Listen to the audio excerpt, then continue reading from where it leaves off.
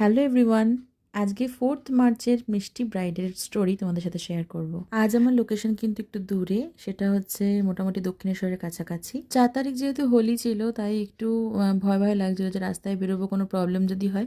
সেই জন্য ভাবলাম যে যাওয়ার সময় ক্যাবে করে চলে যাই। তো যথারীতি যেরকম ভাবা সেরকম কাজ। যাওয়ার সময় কিন্তু গিয়েছিলাম ক্যাবে করে, আর সঠিক সময়ের অনেক আগেই পৌঁছে গিয়েছিলাম। ব্রাইড আমাকে টাইম দিয়েছিল 2টোর সময়, আর আমি বলে রেখেছিলাম ওকে যে আমি 2টোর আগেই পৌঁছে যাব, বাট 2টোর অনেক আগেই পৌঁছে গিয়েছিলাম। তো ব্রাইডের বাবা অর্থাৎ কাকু এসে আমাদের রিসিভ করলেন। এটা কিন্তু ব্রাইডের বাড়ি।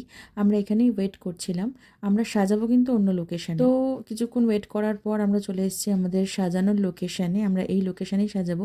ব্রাইডও চলে এসছে। বিয়ের দিন অনেক রিচুয়ালস থাকে, তো সেই জন্য সামান্য একটু দেরি তো হয়েছিলই, বাট তাতে কিছু না, আমরা কিন্তু এটাকে ম্যানেজ করে নিয়েছি। আর ব্রাইডের ফ্যামিলির প্রতিটা মানুষ ভীষণ ভালো ছিল, খুবই সাপোর্টিভ ছিল, এবং যেখানে এসে ব্রাইড সাজছিল সেটাও ওর একটা জেঠিমনির বাড়ি ছিল।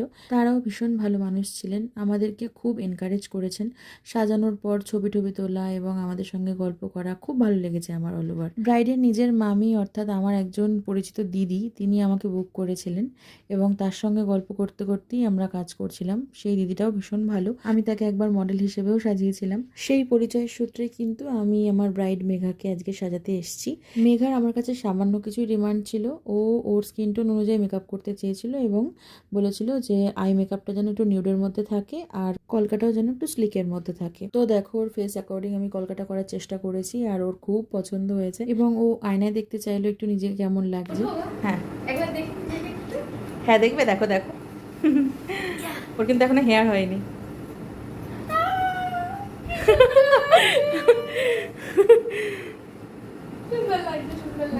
ভালো লাগছে।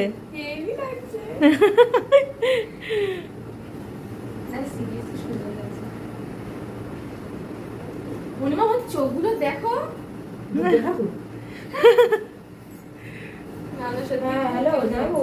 একদম যেরকম চেয়েছিলে সেরকম তো। একদম যেরকম চেয়েছিলাম সেরকমই।